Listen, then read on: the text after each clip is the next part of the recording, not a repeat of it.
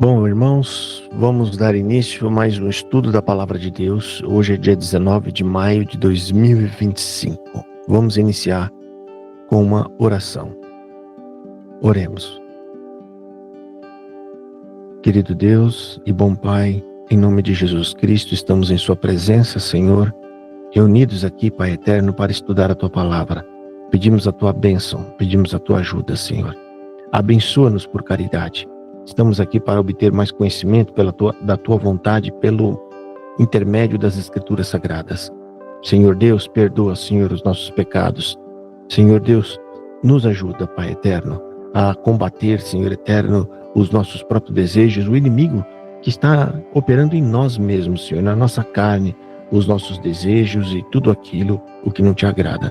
Abençoa nossos irmãos que aqui estão conosco, Senhor, dá força para todos nós, distribui entre nós os Teus dons, Senhor, para que possamos fazer melhor a Sua vontade. E se tem alguém entre nós que ainda não tem enchido o coração com o Espírito Santo, nós Te pedimos, em nome de Jesus, encha o coração desses com o Teu Espírito Santo, ó Pai, para que ele possa ser regenerado e salte para a vida eterna.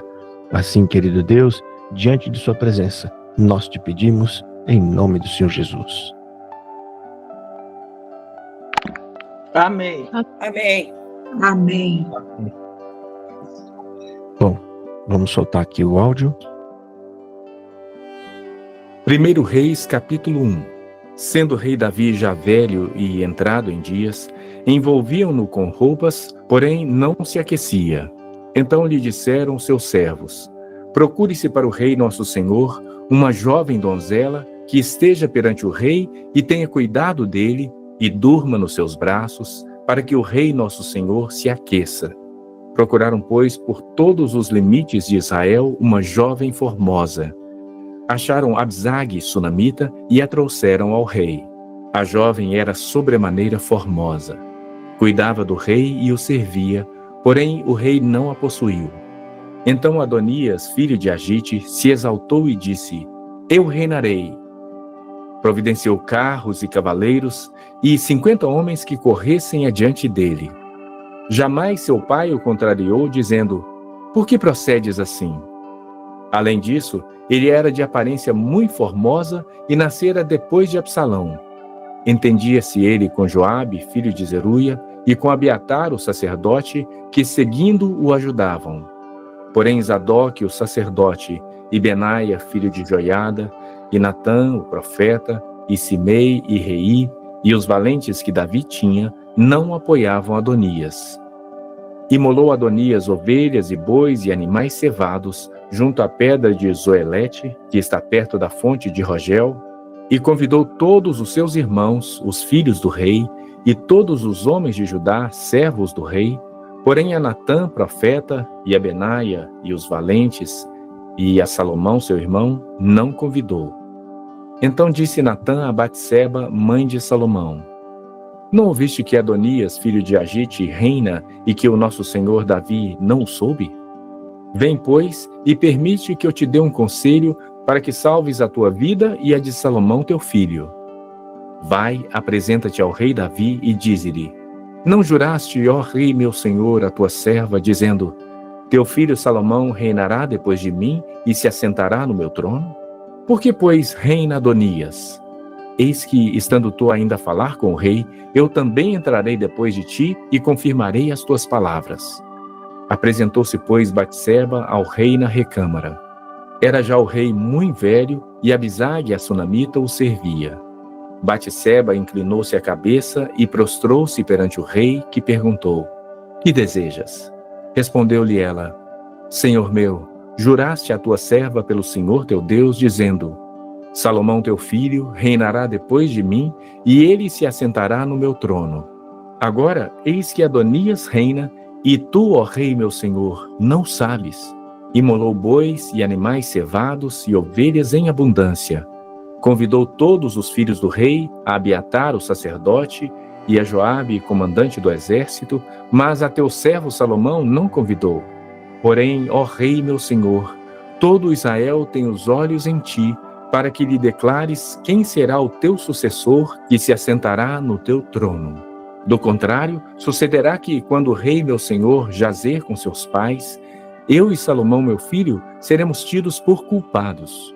Estando ela ainda a falar com o rei, eis que entra o profeta Natã. E o fizeram saber ao rei, dizendo: aí está o profeta Natã. Apresentou-se ele ao rei, prostrou-se com o rosto em terra perante ele e disse: ó rei meu senhor, acaso disseste: Adonias reinará depois de mim, e ele é quem se assentará no meu trono?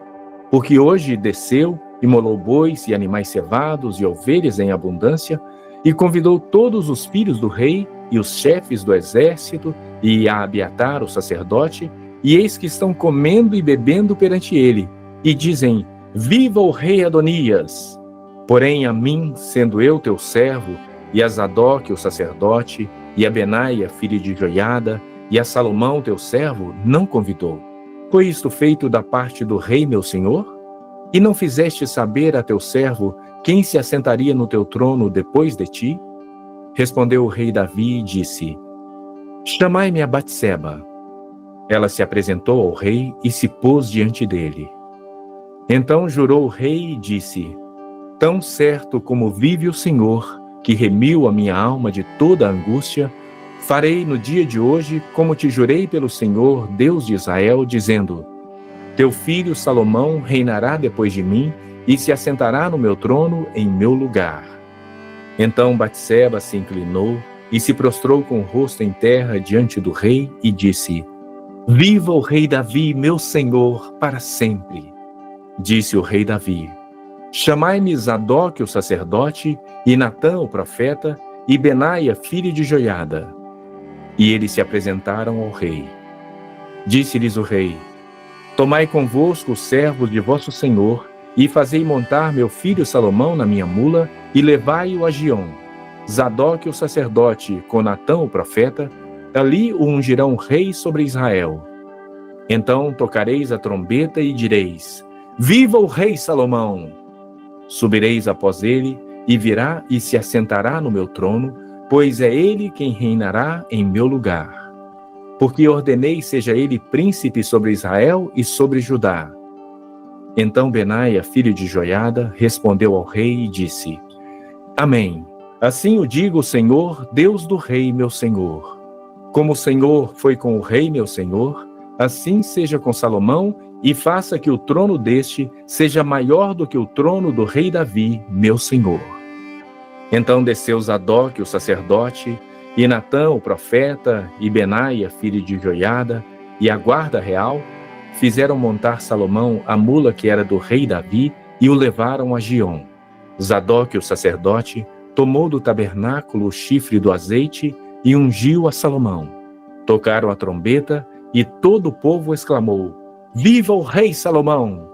Após ele, subiu todo o povo, tocando gaitas e alegrando-se com grande alegria, de maneira que, com seu clamor, parecia fender-se a terra. Adonias e todos os convidados que com ele estavam o ouviram quando acabavam de comer. Também Joabe ouviu o sonido das trombetas e disse: que significa esse ruído de cidade alvoroçada? Estando ele ainda a falar, eis que vem Jonatas, filho de Abiatar, o sacerdote. Disse Adonias: entra, porque és homem valente e trazes boas novas. Respondeu Jonatas e disse a Adonias: pelo contrário, nosso senhor, o rei Davi, constituiu rei a Salomão. E Davi enviou com ele a Zadok, o sacerdote, e a Natã, o profeta, e a Benaia, filho de Joiada, e aos da guarda real. E o fizeram montar a mula que era do rei. Zadok, o sacerdote, e Natã, o profeta, ungiram rei em Giom, e dali subiram alegres, e a cidade se alvoroçou. Esse é o clamor que ouviste. Também Salomão já está assentado no trono do reino. Ademais, os oficiais do rei Davi vieram congratular-se com ele e disseram: faça teu Deus que o nome de Salomão seja mais célebre do que o teu nome, e faça que o seu trono seja maior do que o teu trono. E o rei se inclinou sobre o leito. Também disse o rei assim: bendito o Senhor, Deus de Israel, que deu hoje quem se assente no meu trono, vendo os meus próprios olhos. Então estremeceram e se levantaram todos os convidados que estavam com Adonias, e todos se foram, tomando cada um o seu caminho. Porém Adonias, temendo a Salomão, levantou-se e foi e pegou nas pontas do altar. Foi dito a Salomão: eis que Adonias tem medo de ti, porque pega nas pontas do altar, dizendo: jura-me hoje o rei Salomão que não matará a seu servo à espada. Respondeu Salomão: se for homem de bem, nenhum de seus cabelos cairá em terra. Porém, se achar nele maldade, morrerá. Enviou o rei Salomão mensageiros e o fizeram descer do altar. Então veio ele e se prostrou perante o rei Salomão, e este lhe disse: vai para a tua casa. Aproximando-se... Irmãos, a guerra continua, a guerra política, né? Adonias, aqui tem coisas interessantes aqui que fala que o rei nunca repreendeu Adonias. O que significa? Que Adonias era um rapaz que estava sempre no seu lugar, quieto, temendo o rei, obedecendo, e por isso ele achou: não, eu vou reinar, vai ter que ser eu. Mas já tinha uma promessa que Salomão reinaria, né? Que era Salomão, e por isso ele se adiantou para tentar criar um complô, né? Criar um complô para ter força. Mas aí a Betseba, mais o profeta Natan, gente, que é aquele homem lá que, né, desvendou o caso lá de Urias na cara de Davi, né? Então era um homem de Deus mesmo, que não temia. Ele e Joiada, né? Os três foram adiante do rei, mais Betseba, e então conseguiram, né, convencer o rei, lembrando de uma promessa que ele já tinha feito. Esses três homens, gente, eram as autoridades.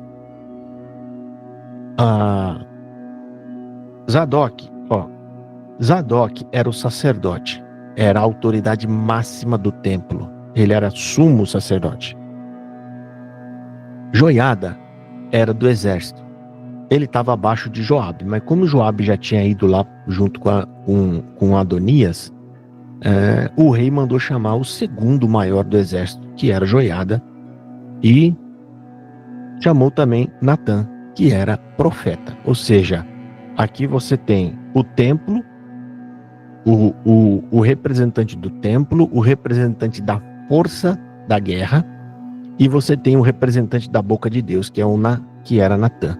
As três autoridades reuniu e levou diante do povo para que todo mundo visse, né? Ou seja, as pessoas soubessem qual é a escolha do rei. Isso é para mostrar para o povo qual dos filhos foi escolhido para ser rei. E aí chegou a notícia lá, e Adonias ficou apavorado, porque falou: agora ele vai me matar, porque eu sou um concorrente dele, eu quis tomar o trono dele, né? Mas Salomão disse para ele: não vai acontecer nada com você se você for uma pessoa de bem. Se você for uma pessoa de bem, não vai te acontecer nada. Se você for mal, você morre. Guarda isso, tá, gente? Que ele tá falando: se você for mal, você morre. Alguma pergunta aqui, irmão, para fazer? Eu acho que não, né? Que tá tão claro, né? Aqui o relato. Então vamos para o capítulo 2. Os dias da morte de Davi, deu ele ordens a Salomão, seu filho, dizendo: aproximando-se os dias da morte de Davi, deu ele ordens a Salomão, seu filho, dizendo: eu vou pelo caminho de todos os mortais. Coragem, pois, e sê homem. Guarda os preceitos do Senhor teu Deus, para andares nos seus caminhos, para guardares os seus estatutos, e os seus mandamentos, e os seus juízos, e os seus testemunhos, como está escrito na lei de Moisés, para que prosperes em tudo quanto fizeres e por onde quer que fores. Para que o Senhor confirme a palavra que falou de mim, dizendo: se teus filhos guardarem o seu caminho, para andarem perante a minha face fielmente, de todo o seu coração e de toda a sua alma, nunca te faltará sucessor ao trono de Israel. Também tu sabes o que me fez Joabe, filho de Zeruia, e o que fez aos 2 comandantes do exército de Israel, a Abner, filho de Ner, e a Amasa, filho de Jéter, os quais matou em tempo de paz, vingou o sangue derramado em guerra, manchando com ele o cinto que trazia nos lombos e as sandálias nos pés. Faze, pois, segundo a tua sabedoria, e não permitas que suas cãs desçam à sepultura em paz. Porém, com os filhos de Berzilai, o gileadita, usarás de benevolência, e estarão entre os que comem a tua mesa, porque assim se houveram comigo, quando eu fugia por causa de teu irmão Absalão. Eis que também contigo está Simei, filho de Gera, filho de Benjamim, de Baurim, que me maldisse com dura maldição no dia em que ia a Manaim. Porém ele saiu a encontrar-se comigo junto ao Jordão, e eu, pelo Senhor, lhe jurei dizendo que não mataria a espada. Mas agora não o tenhas por inculpável, pois és homem prudente, e bem saberás o que hás de fazer para que as suas cãs desçam à sepultura com sangue. Davi descansou com seus pais, e foi sepultado na cidade de Davi. Foi o tempo que Davi reinou sobre Israel 40 anos, 7 anos em Hebrom, e em Jerusalém 33. Salomão assentou-se no trono de Davi, seu pai, e o seu reino se fortificou sobremaneira. Então veio Adonias, filho de Agite, a Batseba, mãe de Salomão. Disse ela: é de paz a tua vinda? Respondeu ele: é de paz. E acrescentou: uma palavra tenho que dizer-te. Ela disse: fala. Disse, pois, ele: bem sabes que o reino era meu, e todo Israel esperava que eu reinasse, ainda que o reino se transferiu e veio a ser de meu irmão, porque do Senhor ele o recebeu. Agora um só pedido te faço, não me rejeites. Ela lhe disse: fala. Ele disse: peço-te que fales ao rei Salomão, pois não te recusará, que me dê por mulher a Abisag sunamita. Respondeu Batseba: bem, eu falarei por ti ao rei. Foi, pois, Batseba ter com o rei Salomão para falar-lhe por Adonias. O rei se levantou a encontrar-se com ela e se inclinou diante dela. Então se assentou no seu trono e mandou pôr uma cadeira para sua mãe, e ela se assentou à sua mão direita. Então disse ela: só um pequeno pedido te faço, não me rejeites. E o rei lhe disse: pede, minha mãe, porque não te recusarei. Disse ela: dê a Abisag, a sunamita, a Adonias teu irmão por mulher. Então respondeu o rei Salomão e disse à sua mãe: por que pedes Abisag, a sunamita, para Adonias? Pede também para ele o reino, porque é meu irmão maior? Para ele digo, e também para Abiatar, o sacerdote, e para Joabe, filho de Zeruia. E jurou o rei Salomão pelo Senhor, dizendo: Deus me faça o que lhe aprouver, se não falou Adonias esta palavra contra sua vida. Agora, pois, tão certo como vive o Senhor, que me estabeleceu e me fez assentar no trono de Davi meu pai, e me edificou casa como tinha dito, hoje morrerá Adonias. Enviou o rei Salomão a Benaia, filho de Joiada, o qual arremeteu contra ele, de sorte que morreu. E a Abiatar, o sacerdote, disse o rei: vai para Ananote, para teus campos, porque és homem digno de morte. Porém, não te matarei hoje, porquanto levaste a arca do Senhor Deus diante de Davi meu pai, e porque te afligiste com todas as aflições de meu pai. Expulsou, pois, Salomão a Abiatar, para que não mais fosse sacerdote do Senhor, cumprindo assim a palavra que o Senhor dissera sobre a casa de Eli, em Siló. Chegando esta notícia a Joabe, porque Joabe se tinha desviado seguindo a Adonias, ainda que se não desviara seguindo a Absalão, fugiu ele para o tabernáculo do Senhor e pegou nas pontas do altar. Foi dito ao rei Salomão que Joabe havia fugido para o tabernáculo do Senhor. E eis que está junto ao altar. Enviou, pois, Salomão a Benaia, filho de Joiada, dizendo: vai, arremete contra ele. Foi Benaia ao tabernáculo do Senhor e disse a Joabe: assim diz o rei, sai daí. Ele respondeu: não, morrerei aqui. Benaia tornou com a resposta ao rei, dizendo: assim falou Joabe e assim me respondeu. Disse-lhe o rei: faze como ele te disse, arremete contra ele e sepulta-o. para que tires de mim e da casa de meu pai a culpa do sangue que Joabe sem causa derramou. Assim, o Senhor fará recair a culpa de sangue de Joiada sobre a sua cabeça, porque arremeteu contra 2 homens mais justos e melhores do que ele, e os matou à espada, sem que Davi meu pai o soubesse. Isso é, a Abner filho de Ner, comandante do exército de Israel, e a Amasa filho de Jeter, comandante do exército de Judá. Assim recairá o sangue deste sobre a cabeça de Joabe e sobre a cabeça da sua descendência para sempre. Mas a Davi e a sua descendência, e a sua casa e ao seu trono, dará o Senhor paz para todo sempre. Subiu Benaia, filho de Joiada, arremeteu contra ele e o matou. E foi sepultado em sua casa no deserto. Em lugar de Joabe, constituiu o rei por comandante do exército a Benaia, filho de Joiada, e em lugar de Abiatar, a Zadok por sacerdote. Depois mandou o rei chamar a Simei e lhe disse: Edifica-te uma casa em Jerusalém e habita aí, e daí não saias, nem para uma parte, nem para outra. Porque há de ser que, no dia em que saíres e passares o ribeiro de Cedron, fica sabendo que serás morto. O teu sangue cairá então sobre a tua cabeça. Simei disse ao rei: Boa é essa palavra. Como disse o rei meu senhor, assim fará o teu servo. E Simei habitou em Jerusalém muitos dias. Ao cabo de 3 anos, porém, 2 escravos de Simei fugiram para Aquis, filho de Maaca, rei de Gate. E deram parte a Simei, dizendo: Eis que teus servos estão em Gate.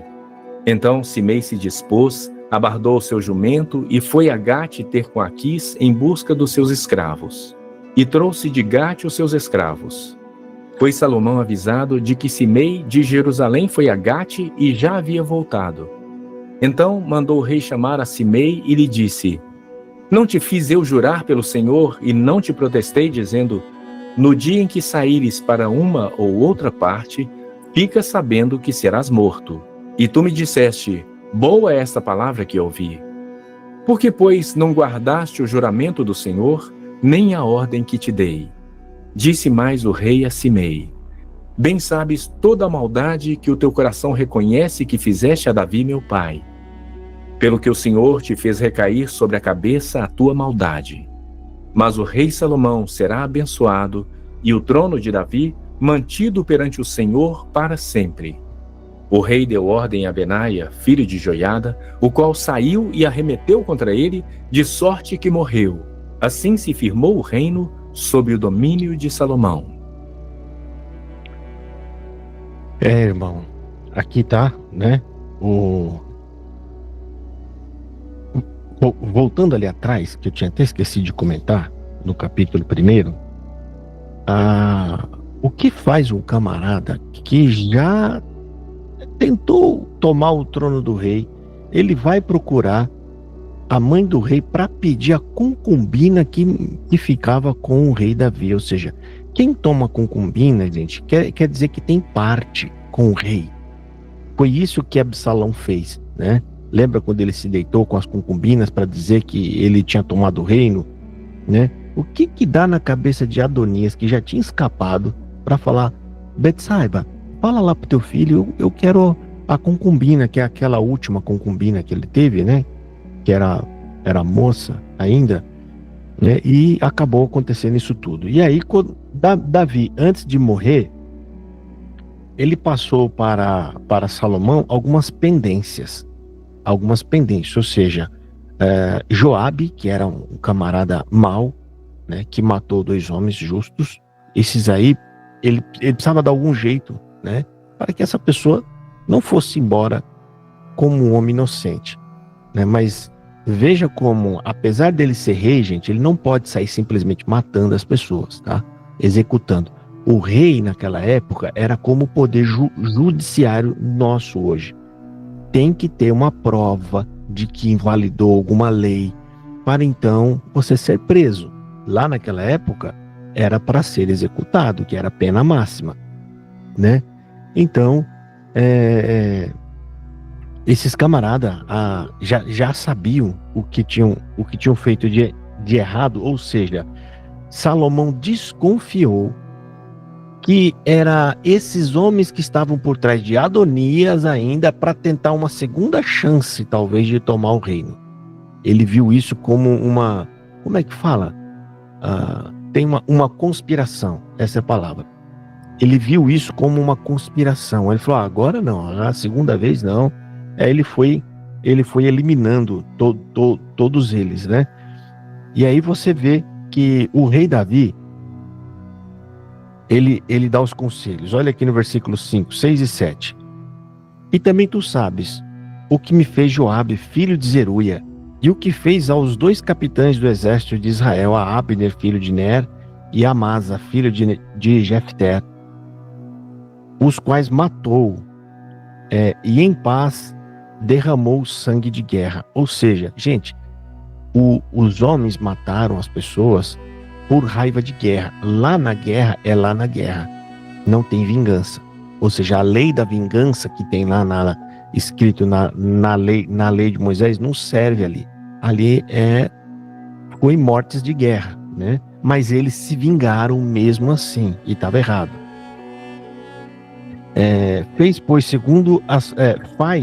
Faze, pois, segundo a sua sabedoria, e não permita que seus cabelos brancos desçam a sepultura em paz. Porém, os filhos de Barzilai, o gileadita, usaram de benevolência comigo. Ou seja, ele está falando que aqueles lá que receberam ele quando ele estava fugindo, né? Para não esquecer disso, desse grande favor. E aí tem o mais interessante, gente. Lembra Simei que jogou pedra no rei, amaldiçoou, xingou? Gente, o que dá na cabeça do homem ir na frente do rei, que ajudou ele, e tacar pedra e xingar, se expor dessa maneira? Por que não ficou quietinho lá no seu lugar? Por que teve que se meter? Aí, Davi dá esse conselho aqui. Versículo, vamos ver aqui, versículo 8.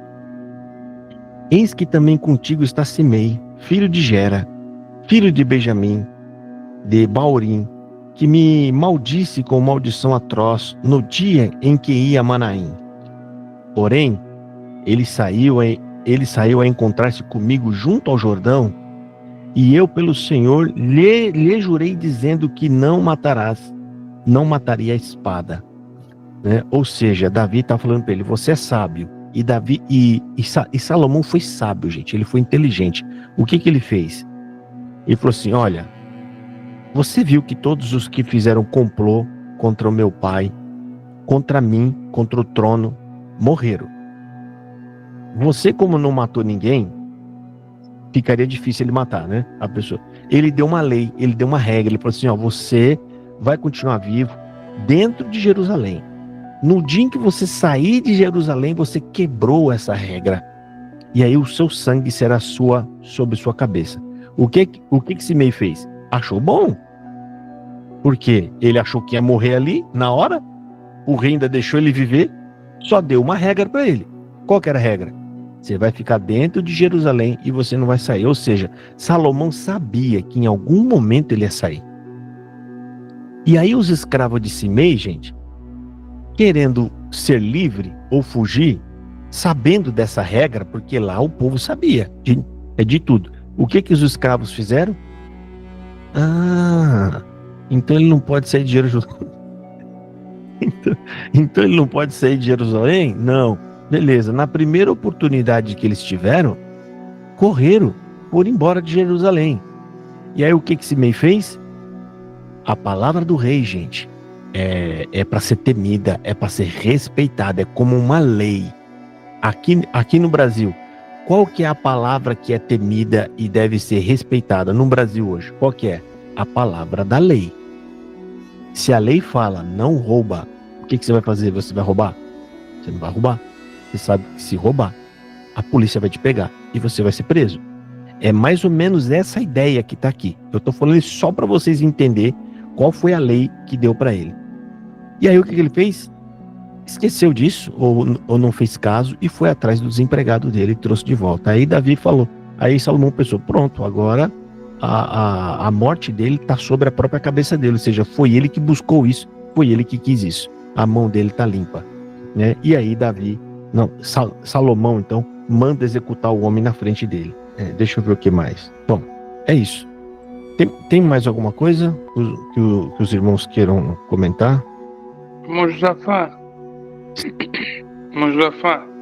Pode falar, Cristiano. Se a gente comete algum pecado de pornificação, tem como conseguir se redimir para pedir perdão para Deus? Como é que eu faço para mim voltar atrás e com todo o meu ser saber que eu tô pecando contra Deus e eu peço perdão, mas de coração e nunca mais fazer, não só ficar só falando por falar. Então, aqui, querida, a gente tá falando de outra coisa, é outro assunto, tá?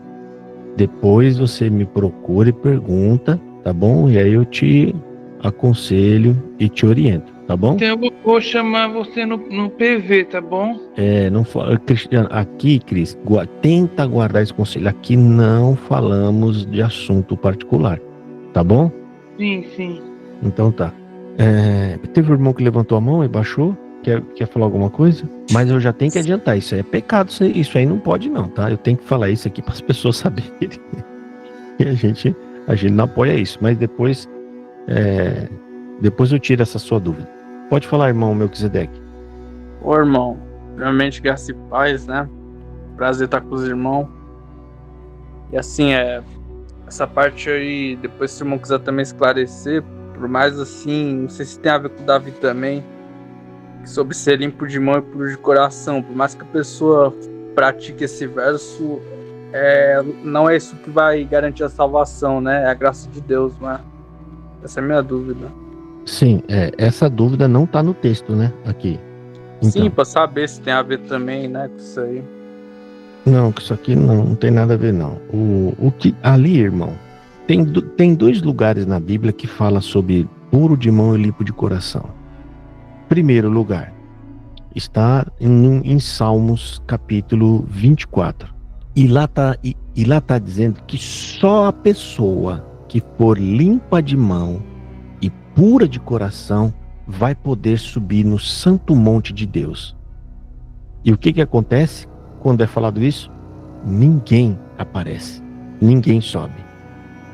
Porque quando fala limpo de mão e puro de coração, significa a mão, significa que nunca cometeu ou executou nenhum ato de maldade, ou nunca fez nada errado, ou seja, uma pessoa que simplesmente não tem do que acusá-la de nada. Puro de coração, que ela nunca desejou, nem pensou, nem sentiu nada que desagrade a Deus. Completamente limpo de coração, puro de coração, ou seja, um coração puro e uma mão limpa.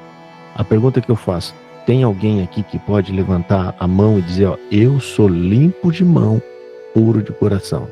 Eu acredito. Acredito não, tenho certeza que ninguém tem essa condição. Outra passagem bíblica que fala sobre isso, Sermão da Montanha. A gente tem que entender, irmãos, que aquele Sermão da Montanha, Jesus está falando ali, ainda ele fala como um judeu, ensinando a lei. Ele está ensinando a interpretar a lei. E ali ele começa a dizer qual é o padrão de um cidadão do céu. Para você entrar no céu, ou seja, você, pelo seu mérito. E quando Jesus relata todas aquelas partes, inclusive ele fala, somente o limpo de mão e o puro de coração verá a Deus. Naquele discurso, a mensagem que Jesus está passando é: ninguém de vocês vai ver a Deus. Vocês não são pacíficos. Vocês nunca sofreram injustiça alguma, né? Para que vocês tenham fome e sede de justiça. O que é ter fome e sede de justiça? É alguém que nunca cometeu erro, que nunca cometeu pecado algum, sofrendo injustiça nessa terra. Porque tudo que nós sofremos hoje são resultados das nossas escolhas e resultado da escolha do nosso Pai. Se tem briga na terra, se tem fome, se tem alguém que passou a perna em você, se teve alguém que te xingou, tudo isso é resultado do nosso próprio pecado, ou seja, nós não somos inocentes. Nenhum de nós é inocente. Então, aquele texto é muito mais abrangente do que imagina. Jesus, ele só está mostrando qual a real situação nossa diante de Deus. Ou seja, pessoas que estão completamente longe de Deus. E, obviamente, ele tá indicando o quê? Que vocês precisam de mim. Vocês precisam de mim. Aí sim, quando Jesus morre na cruz e paga os nossos pecados, é atribuído a nós agora, né, o testemunho dele. Ou seja, o testemunho dele como limpo de mão e puro de coração é atribuído a nós. Ou seja, nós vamos subir o monte, mas não pelos nossos méritos, mas por misericórdia de Deus, pela graça e pela mão limpa de Jesus e o coração puro de Jesus. Ele é o nosso representante. Em outras palavras, para poder encerrar isso, é como se Deus olhasse em nós e visse o Filho dele. Por isso ele vai nos aceitar. Ok? Ok. Mais alguma pergunta? Gente, vamos nos atentar ao texto, tá? Você viu que a gente acaba falando tudo isso aqui, ó, um montão de coisa que está fora do texto que a gente leu. Então vamos aqui para o capítulo número 3. 1 Reis, capítulo 3. Salomão aparentou-se com Faraó, rei do Egito, pois tomou por mulher a filha de Faraó e a trouxe à cidade de Davi, até que acabasse de edificar a sua casa e a casa do Senhor e a muralha à roda de Jerusalém. Entretanto, o povo oferecia sacrifícios sobre os altos, porque até aqueles dias ainda não se tinha edificado casa ao nome do Senhor. Salomão amava ao Senhor, andando nos preceitos de Davi seu pai. Porém, sacrificava ainda nos altos e queimava incenso. Foi o rei a Gibeão para lá sacrificar, porque era o alto maior. Ofereceu 1000 holocaustos Salomão naquele altar. Em Gibeão apareceu o Senhor a Salomão de noite em sonhos. Disse-lhe Deus: pede-me o que queres que eu te dê. Respondeu Salomão: de grande benevolência usaste para com teu servo Davi, meu pai, porque ele andou contigo em fidelidade e em justiça e em retidão de coração perante a tua face. Mantiveste-lhe esta grande benevolência e lhe deste um filho que se assentasse no seu trono, como hoje se vê. Agora, pois, ó Senhor meu Deus, tu fizeste reinar teu servo em lugar de Davi, meu pai. Não passo de uma criança, não sei como conduzir-me. Teu servo está no meio do teu povo que elegeste, povo grande, tão numeroso que se não pode contar. Dá, pois, ao teu servo coração compreensivo para julgar a teu povo, para que prudentemente discirna entre o bem e o mal. Pois quem poderia julgar a este grande povo? Estas palavras agradaram ao Senhor, por haver Salomão pedido tal coisa. Disse-lhe Deus: já que pediste esta coisa, e não pediste longevidade, nem riquezas, nem a morte de teus inimigos, mas pediste entendimento para discernires o que é justo, eis que faço segundo as tuas palavras. Dou-te coração sábio e inteligente, de maneira que antes de ti não houve teu igual, nem depois de ti o haverá. Também até o que me não pediste eu te dou, tanto riquezas como glória. Que não haja teu igual entre os reis por todos os teus dias. Se andares nos meus caminhos e guardares os meus estatutos e os meus mandamentos, como andou Davi teu pai, prolongarei os teus dias. Despertou Salomão, e eis que era um sonho. Veio a Jerusalém, pôs-se perante a arca da aliança do Senhor, ofereceu holocaustos, apresentou ofertas pacíficas e deu um banquete a todos os seus oficiais. Então vieram 2 prostitutas ao rei e se puseram perante ele. Disse-lhe uma das mulheres: ah, senhor meu, eu e esta mulher moramos na mesma casa onde dei à luz um filho. No 3º dia, depois do meu parto, também esta mulher teve um filho. Estávamos juntas. Nenhuma outra pessoa se achava conosco na casa. Somente nós ambas estávamos ali. De noite, morreu o filho desta mulher, porquanto se deitara sobre ele. Levantou-se à meia-noite, e quando dormia a tua serva, tirou-me a meu filho do meu lado e o deitou nos seus braços. E a seu filho morto deitou nos meus. Levantando-me de madrugada para dar de mamar a meu filho, eis que estava morto. Mas reparando nele pela manhã, Eis que não era o filho que eu dera à luz. Então disse a outra mulher: Não, mas o vivo é meu filho, o teu é o morto.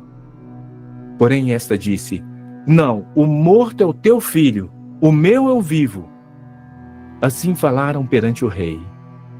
Então disse o rei: Esta diz: Este que vive é meu filho, e o teu filho é o morto. E esta outra: Não, o morto é teu filho, e o meu filho é o vivo. Disse mais o rei: Trazei-me uma espada. Trouxeram uma espada diante do rei.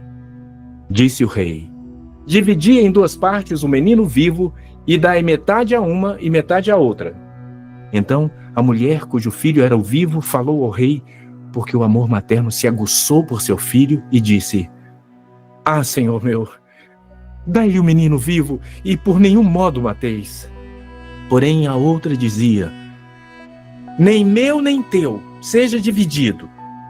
Então respondeu o rei: Dai à primeira o menino vivo, não mateis, porque esta é a sua mãe. Todo Israel ouviu a sentença que o rei havia proferido, e todos tiveram profundo respeito ao rei, porque viram que havia nele a sabedoria de Deus para fazer justiça. 1 Reis, capítulo... Irmão, é uma passagem bem conhecida. Quanta pregação nós ouvimos disso aqui, né? Quanta pregação a gente ouviu. Que óbvio, né? Foi uma sabedoria dele aqui, inteligente. Mas como a gente está aqui para estudar o texto, irmãos, Salomão aqui mal começou.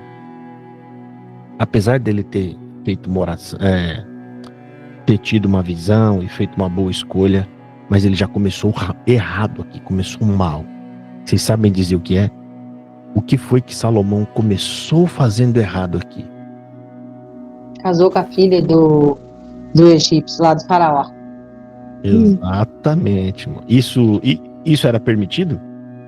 Não, ele podia ter a mulher que ele quisesse, mas que sejasse tipo assim, da parentela dele mesmo, lá da... Isso, exatamente. Olha só, Deuteronômio, capítulo 7. Lembra-se assim, ó, gente, sempre que a gente for falar da lei, vai sempre para essas passagens da Bíblia. Quando vocês quando vocês ouvirem alguém dizer, vamos ler Deuteronômio ou Levíticos, pode ter certeza que ele vai falar da lei. Deuteronômio, no capítulo 7, gente, olha o título que tem aqui na minha Bíblia. Capítulo 7, proibido, gente, não é conselho, não é um conselho, é proibição. Proibido a comunhão com outras nações. Eu vou ler aqui só 3 versos, ó. Quando o Senhor teu Deus te houver introduzido na terra, a qual vais para possuir, e tiver lançado fora de muitas nações de diante de ti, os heteus, e os gergazeus, e os amorreus, e os cananeus, e os perizeus, e os heveus, e os jebuseus, 7 nações mais numerosas e mais poderosas do que tu, e o Senhor teu Deus as tiver dado diante de ti, ou seja, cumpriu, hein, gente? Isso aqui foi antes, ó. Aquele povo são muito maior do que vocês, mas vocês vão possuí-los, e quando vocês entrarem lá, é isso que ele está falando, ó. Para as ferir, totalmente as destruirás, ou seja, destrua-os totalmente. A gente já falou sobre isso aqui, né? E por que Deus está falando isso aqui, irmãos? Destrua-os totalmente, não deixa ninguém lá. Por quê? Vocês lembram do que a gente já conversou? Por causa dos sacrifícios que faziam, queimavam, matavam as crianças. Isso, por causa das suas maldades, para que não aprendesse a maldade daquele povo. Aí ele fala, ó, não os farás com elas aliança, nem terás piedade delas, nem te aparentarás com elas, não darás suas filhas a seus filhos, e não tomarás suas filhas por teus filhos, pois fariam, olha aqui, agora olha o verso, vê se não aconteceu isso aqui com Salomão, pois faria desviar seus filhos de mim, para que servissem a outros deuses, e a ira do Senhor se acenderá contra vós, e depressa vos consumirá. Ou seja, se vocês casarem, vocês vão se desviar, vocês vão adorar outros deuses. E o que aconteceu com Salomão, gente? Primeira coisa que ele fez, ele casou com a filha de Faraó, outros povos. Isso aqui a gente sabe que foi o quê? Política, né? É política para poder fazer união com aquele reino. Olha só, o primeiro verso. E Salomão se aparentou. A gente acabou de ler, né? Para não se aparentará, né? Você viu? A gente acabou de ler. Olha só.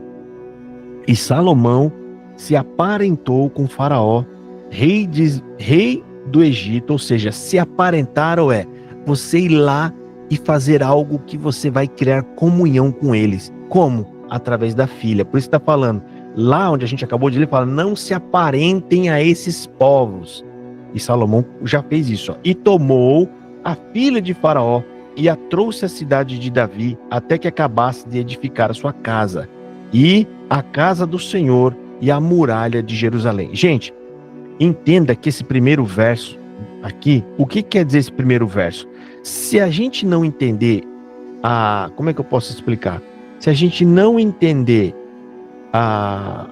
como é que fala a parte do tempo, a gente entender o tempo que está o verso. Tem uma palavra que fala, esse verso, gente, está dando uma amplitude de tudo que aconteceu na frente. Não, aqui não está cronologicamente, porque senão, quando a gente lê Deus falando com Salomão, a gente vai achar que nesse momento em que Deus está falando com ele, tá tudo bem. Não. Tá? Essa parte que ele está falando com Salomão aqui, provavelmente Salomão ainda não tinha se desviado e ele não tinha casado com a filha de Faraó. Por quê? Como que a gente pode perceber isso?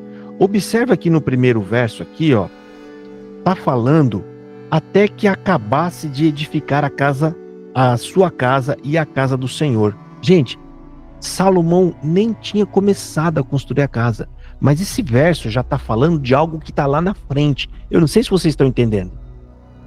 Lá na frente foi que ele casou com a filha de Faraó e se desviou. E lá, quando o escritor fala da casa dele e da casa do Senhor, que é o templo, ele está dando uma referência.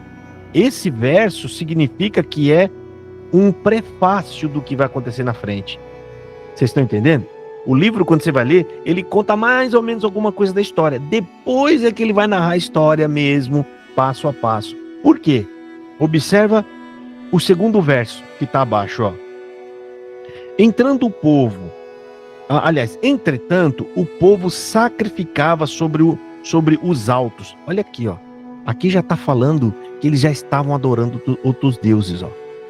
Aqui é o primeiro lugar na Bíblia, no Velho Testamento, onde começa a dizer que dentro de Jerusalém, dentro de Israel, eles já estavam adorando outros deuses. Olha só, o segundo verso. Entretanto, o povo sacrificava sobre os altos, porque até aqueles dias ainda não se havia edificado casa ao nome do Senhor. E Salomão amava o Senhor, andando nos estatutos de Davi, seu pai, somente que nos altos sacrificava e queimava incenso. E foi o rei a Gibeon para lá. Olha o que Davi foi fazer, gente. Gibeon. Quem que é Gibeon? É uma cidade, lá não tem templo, lá a tenda do Senhor não tá, lá nunca fizeram nenhum sacrifício a Deus, mas olha aqui, ó, o rei foi a Gibeon fazer o quê, ó? Versículo 4.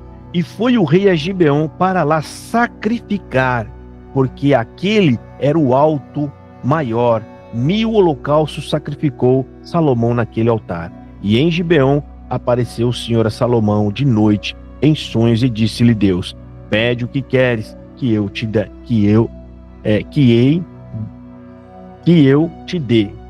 Ou seja, ali Deus aparece para ele e fala com ele e dá a ele sabedoria e abençoa ele grandemente, tá? Mas esses lugares mais para frente vão ser forrados de altos de adoração a outros deuses, né? E a gente vai ver isso mais para frente, tá? Mais para frente a gente vai começar a ver essas coisas. E aqui no versículo 11, ó, e disse-lhe Deus: porquanto pediste isso, e não pediste para ti muitos dias, nem pediste para ti riquezas, nem pediste a vida de teus inimigos, mas pediste para ti entendimento, para discernires o que é justo. Ou seja, Deus fala: vou te dar a sabedoria que você pediu. Nossa, tá cortando o áudio. Gente? Aqui? Aqui pra mim tá bom. Sim. Pra mim tá bom também. Pra mim também tá ótimo. Então é aí, irmão Pedro. Pra mim também tá bom. Então é aí, irmão Pedro. O fone de ouvido. Gente, alguma pergunta aqui? Será que é o meu que tá ruim? Deve ser. Se tivesse cortando para todo mundo, aí seria aqui. Mas como tá cortando só para irmã, então provavelmente deve ser o seu fone aí, irmã. Não sei se é bom tirar e conectar de novo. Vocês entenderam, gente, o que eu falei aqui?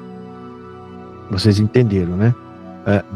Salomão desobedeceu a Deus. E muito provavelmente não foi. E isso foi depois de Deus ter aparecido para ele e de ter dado sabedoria para ele. Como a gente viu ali. Até porque errado mas humanamente, politicamente, foi um ato esperto dele, né? Tem uma outra nação forte, o que eu faço? Vou me aliar a eles.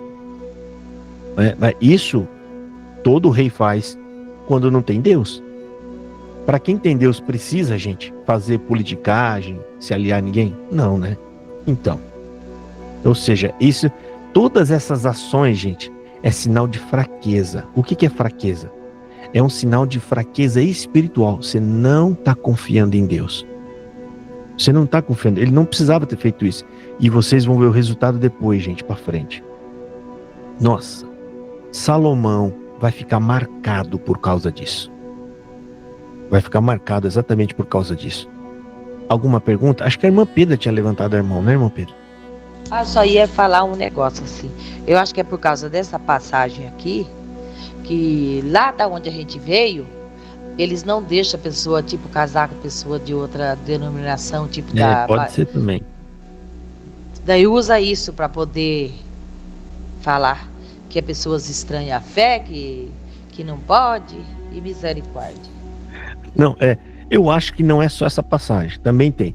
Mas tem lá em 1 Coríntios capítulo 7, quando fala de casamento, para falar para não casar com pessoas estranhas à fé. Mas lá tá falando, gente, estranha fé, ou seja, pessoa que não crê em Jesus. Ou seja, tem fé em outra coisa. Tem fé em outra coisa, assim, não é tipo, aqueles lá, coisas africanas, lá esqueci o nome. Estranha fé é quando você crê em outros deuses, gente, outras coisas. Mas eles chamam de estranha fé o assembleiano, o batista, o presbiteriano. Se não for da casinha cinza, é tudo estranha fé. Ai, meu Deus do céu, Jesus amado. Fazer o quê, né, gente? A gente tá rindo de nós mesmos, você sabe disso, né? Mal sabe eles é que são de estranha fé. Isso, muito bem, irmã Carmen. Por quê? A crença deles é estranha à Bíblia. É estranha a Bíblia, que é toda aceita, tá, gente? Bom, vamos ver aqui quem tá na frente. Irmã Lu, pode falar. Estranha fé seria o budismo, aquela religião Seishonoye, né? Quem não acredita nem em Deus nem em Jesus, né? Mas não era isso não que eu queria falar.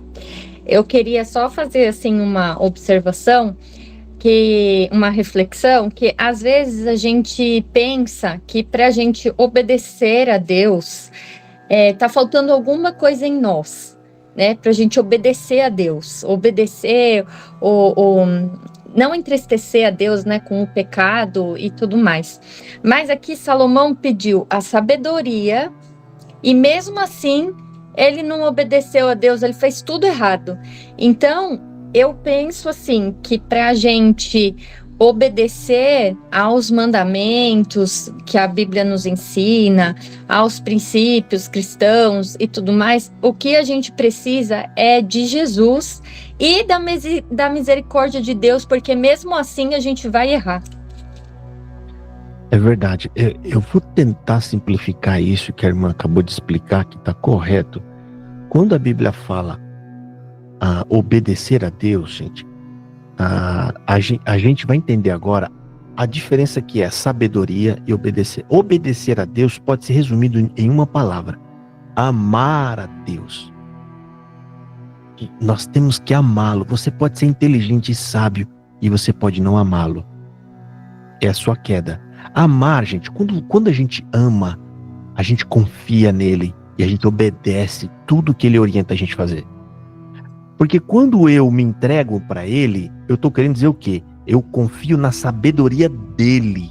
Se ele disse para eu fazer isso, porque ele é sábio e ele sabe que é melhor para mim. É isso que é sabedoria. Sabedoria é confiar na sabedoria de Deus. E você só pode fazer isso se você amá-lo. Amá-lo. Quer ver? Eu vou dar até um exemplo aqui meio assim, esdrúxulo, só para vocês entenderem. Lembra de um caso, é antigo, que tem até em histórias, Bonnie e Clyde. Já ouviram falar? Tem até filme, Bonnie e Clyde. Era 2 bandidos, era um casal. A mulher seguia o homem para tudo. Ela virou até bandido. Por quê? Ela amava ele. Simplesmente, ela acredita nele e vai onde ele for e tal. É óbvio que Deus não quer essa gente. Ele quer que a gente o quê? O ame e o confie nele. Mas tem tantas pessoas lá na frente. Não, mas ele falou que é para fazer, a gente vai fazer. Vocês viram Jonatas lá atrás? Jonatas, ele falou assim, ele olhou lá para cima, tinha um monte de homem e só tinha ele mais um. Se nós chamar eles mandar a gente subir, é porque Deus entregou para nós. Olha, muita coragem, gente. Estavam em 2. Não é? Eles iam morrer ali. Mas a fé deles era confiar em Deus. Ou seja, eles pediram um sinal, mas não é igual hoje em dia que você pede um sinal e esse sinal não faz nem efeito na sua vida. Aquele sinal ia envolver em eles ficarem vivos ou morrer. Vamos lá. Aí os homens falaram, não, suba aqui. Ele falou, vamos para cima. Deus entregou na nossa mão. O que é isso? Gente, sabe? Isso era sabedoria? Porque ele é inteligente? Não. Ele confiou em Deus. Eles amam a Deus. E é isso que a gente tem que fazer. Você tem que amar a Deus. Não importa se você seja cientista, matemático, inteligentíssimo, tenha 300 diplomas. Isso só vai te ajudar na sua carreira terrena. Só vai te ajudar a você ajudar a formar outras pessoas, a ter um dinheiro, a ter uma profissão. Mas e a nossa vida com Deus espiritual? Então é amar a Deus sobre todas as coisas e confiar nele. Não é isso, Malu? É isso mesmo.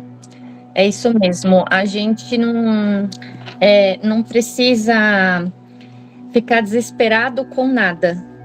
A gente tem que confiar e entregar tudo nas mãos dele, porque ele é que sabe. Às vezes a gente tem um sonho de fazer alguma coisa, mas se não for o sonho alinhado com a vontade de Deus, vai nos levar à ruína. Não vai adiantar nada. Pode ser até bom aos nossos olhos, mas se não for da vontade de Deus, a gente pode até realizar o sonho, mas não vai ser bom para a nossa alma, né? Para a nossa vida espiritual. Gente, a irmã Lula me falou uma coisa que eu tinha até esquecido de falar e na fala dela me lembrou. Por que Deus se agradou do pedido de Davi, do pedido de Salomão? Aonde que está o amor de Deus, gente? Vamos tentar identificar. Deus estava com tanto cuidado com quem? Com o povo. O foco de Deus está no povo. E o que Salomão pediu? Sabedoria para cuidar do povo. É igual a sua filha, ela vem em você e fala, mãe, eu quero aprender a lavar a louça. O que você vai sentir? Alegria. Você fala, puxa vida, quer me ajudar. O que você vai fazer? Vai ensinar ela bem ensinadinho. O que Deus estava fazendo, gente? Cuidando daquele povo. E o que Deus achou do pedido de Salomão? Me dá sabedoria para julgar o povo. Deus falou, puxa vida, que pedido, né? Para me ajudar. Lógico que Deus vai dar, irmão, porque Deus viu que ele estava disposto a fazer o serviço de Deus, entre aspas, que é o serviço de julgar o povo, de apacentar o povo. Vamos ler aqui ó, agora. Fica vendo, versículo 7. Agora, pois, ó Senhor meu Deus, tu fizeste reinar ao teu servo em lugar de Davi, meu pai, e eu sou apenas um menino pequeno, não sei como sair, nem como entrar. Aqui é outra parte que as pessoas falam errado. Eu já vi muito na igreja falar errado isso aqui. Vocês já ouviram isso aqui? Deus vai te dar sabedoria para você entrar e sair. Não é assim que eles falam? Tá errado. Por quê? Qual que é o certo? O certo é que Salomão tá dentro. Ele pede sabedoria para sair e depois tornar a entrar. Não é entrar e sair. Quem entra e sai é quem é de fora. Quem que entra e sai na sua casa? A visita. Exatamente. E você? O que você faz nesse Eu caso? saio e volto. Isso. Eu saio e entro. O que Davi, o que Salomão ele fala aqui, ó? Não sei como sair nem como entrar. Ele pede o que? A sabedoria para sair e entrar, né? Ou seja, sair para poder resolver os problemas, resolver as guerras e voltar para dentro do povo, né? E teu servo está no meio de teu povo que elegeste, povo grande, que nem se pode contar, nem numerar pela sua multidão. A teu servo, pois, dá um coração entendido para julgar teu povo. Olha que pedido bonito. Me dá um coração entendido para julgar o teu povo. O que ele está querendo dizer aqui? A sabedoria para não cometer injustiça, para não fazer nada errado. Por isso Deus se agrada. Agora vocês entendem por que eu estou focando aqui? Porque lá no Novo Testamento a gente vai ouvir, a gente vai ler na carta de Tiago, Deus falando assim, que ele atende os nossos pedidos para aquilo que for útil. Útil para quem, irmão? Para o reino, para ele. Isso, exatamente. As pessoas não entendem isso e lê que Deus atende o nosso pedido. O que eles pedem? Riqueza, Exatamente. prosperidade, sucesso. Ela sai na rua com o zoião desse tamanho. Aí eu disse, Senhor, eu gostei daquilo. Aí eu olhei aquilo, eu vi uma moto, eu vi um carro. Ele vai para cá. Não é disso que se trata a Bíblia. Lá, Tiago está falando que Deus, aquele que tem, tá escrito assim, aquele que tem falta de sabedoria, peça a Deus, que Deus dará para aquilo que for útil. Útil porque para a obra dele. Para a obra dele. E aqui a gente está vendo na prática isso acontecer.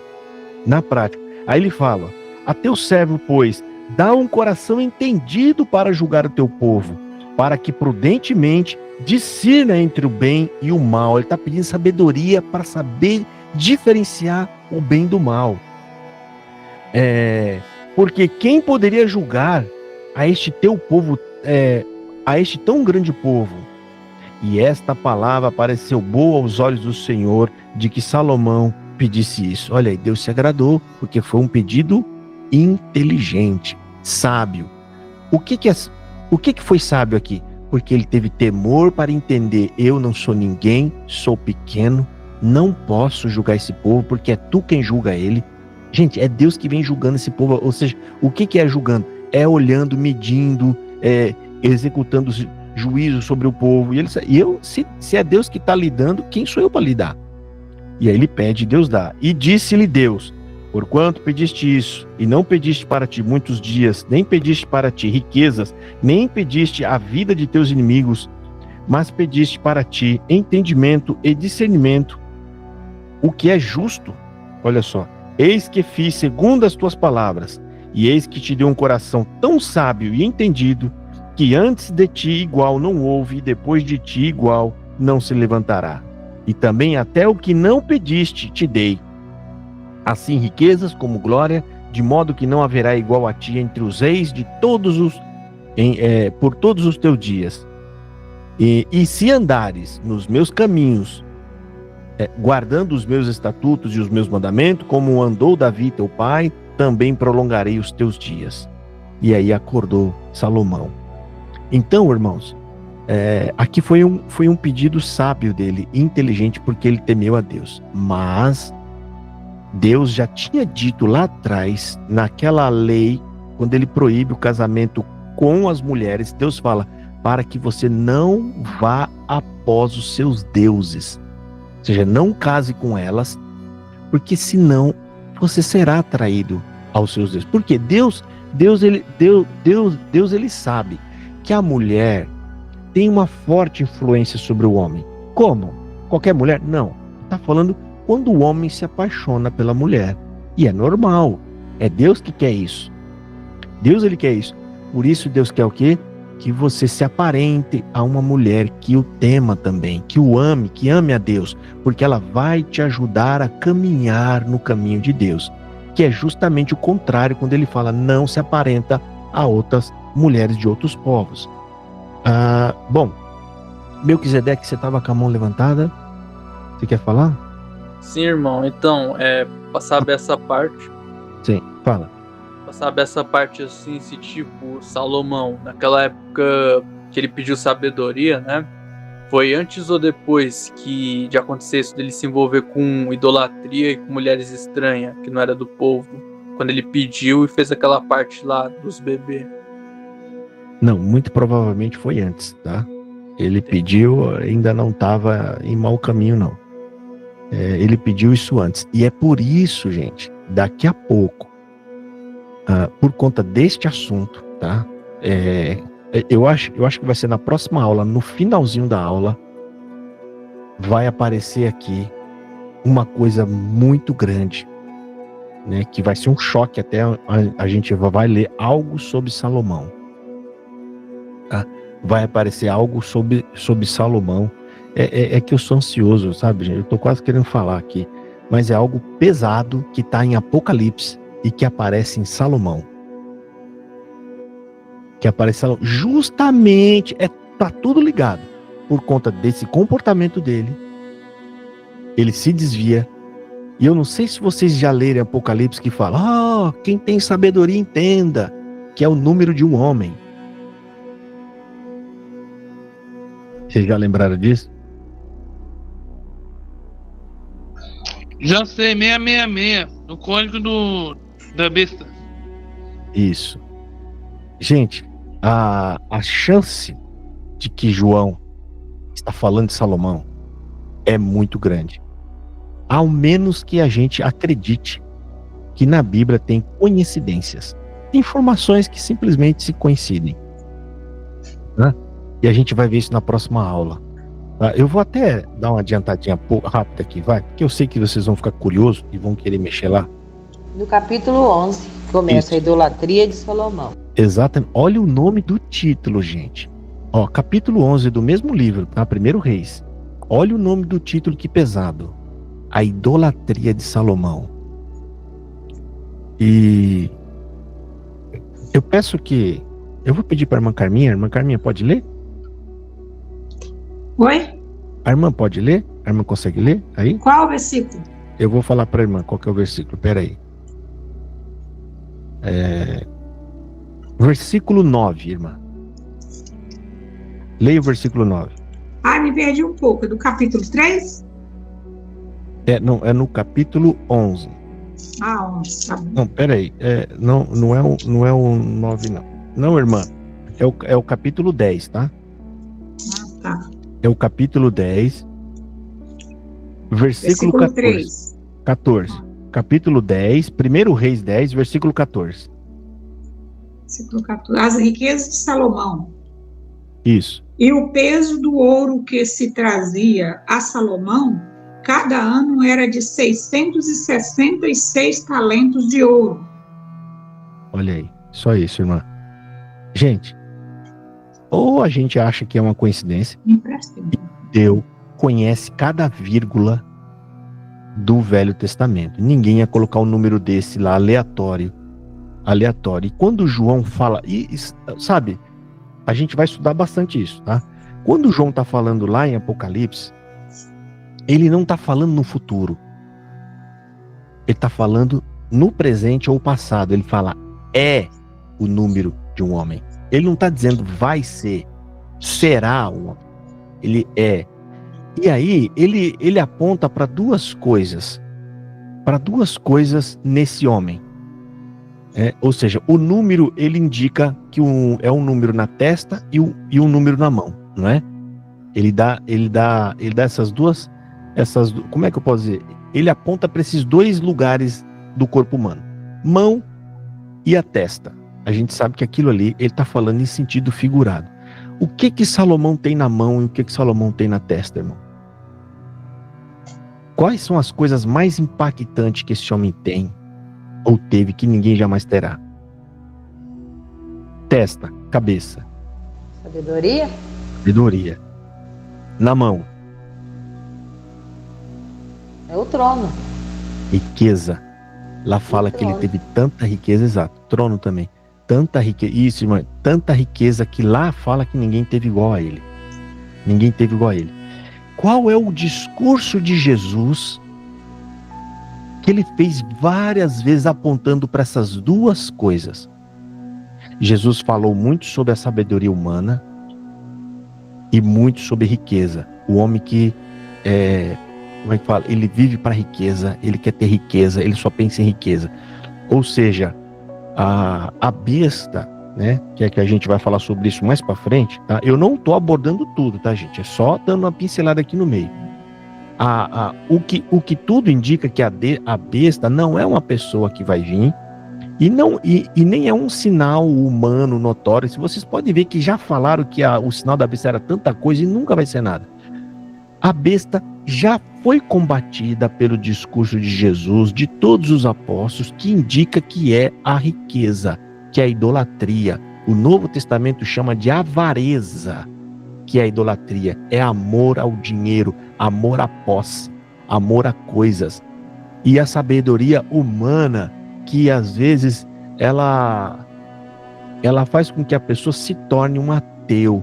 Muitas pessoas acabam se afastando das coisas de Deus. Então, quando você pensa assim, as coisas começam a fazer sentido. Começa a fazer sentido. Porque pensa comigo, se o número for algo visível, tangível, como eles pensam, é tangível, é um número, é um chip, é um, sei lá, um código, ninguém vai querer pôr isso. Ninguém vai pôr, até quem não é crente não vai pôr. Não vai pôr isso. Agora, imagina, você é um crente fiel, ama a Deus, convertido de verdade, aí você é obrigado a colocar um número na mão lá, aí você vai perder a salvação por conta disso? Ou seja, você é uma pessoa humilde, simples, você não está por dentro de nada, ou seja, não faz sentido nenhum. A pessoa só perde a salvação de consciência própria, quando ela não quer Jesus, ela abandona Jesus. Ela começa a duvidar da Bíblia, ela não acredita em mais nada, ela vai embora, ela abandona. Ninguém será enganado a ponto de perder a salvação, mesmo tendo fé no coração. Isso não faz sentido. A pessoa ama Jesus, tem fé, mas aí o governo mandou colocar uma coisa na mão, perdeu a salvação. Como se Deus fosse um sádico. Um sádico, ele fala, eu vou criar uma pegadinha na terra. Quem não for inteligente o suficiente e cair na pegadinha vai perder a salvação. Não faz sentido. Agora, o discurso de João, quando a gente interpreta assim, e a gente vê que todos os demais discursos começam a fazer sentido. Tudo, né? E aí tem esse sinal aqui que é irrefutável. João fala que é a quantia do ouro que vem a Salomão em um ano, 666. Quem explica isso? Como que isso pode ser uma coincidência? Ou seja, é o número 666, que não está em nenhum outro lugar da Bíblia, só está aqui em Apocalipse. Também é um indicativo de um homem, exatamente como João fala, indica um homem, uma pessoa, né? E outra, o resultado disso, quando você entende assim, você fecha a Bíblia e você fica em paz, você fala, tá tudo sob o controle de Deus, né? Ninguém vai perder a salvação a menos que queira, a menos que o abandone. Agora, as teorias da conspiração que tem por aí, quando começa a falar para você, você fica apavorado. Não é verdade? Quantos de vocês não ficaram apavorados ouvindo os vídeos no YouTube, as pessoas ensinando coisa lá e falando, olha, e porque o sinal vai ser um número, vai ser uma vacina, vai ser... Todo mundo fica apavorado, ou seja, parece que Deus perdeu o controle da coisa. E você vai ser enganado e você vai pro inferno. Sem você querer ir pro inferno, mas você vai pro inferno. Não faz sentido, né? Tá ok assim, irmãos? Vocês entenderam? Quer dizer, ele só vai para o inferno se ele deixar de amar a Deus sobre todas as Isso. coisas e começar a adorar aquilo que não é Deus, não é isso? Exato. Se a pessoa, gente, a salvação é algo de consciência. A consciência para a salvação é: você creu em Jesus como seu único e suficiente Salvador e você o ama e você está disposto a segui-lo por onde ele for. Está salvo. Perder a salvação, quando você perde a fé. As pessoas que deixam de acreditar nele, porque ela perdeu a fé. O que é a fé, irmãos? Vou perguntar para vocês. O que é a fé? Resposta bíblica, tá? Porque tem na Bíblia. Acreditar nas coisas que a gente não vê, mas que sabe que pode... Ih, agora me perdi, mas é acreditar naquilo que a gente não vê.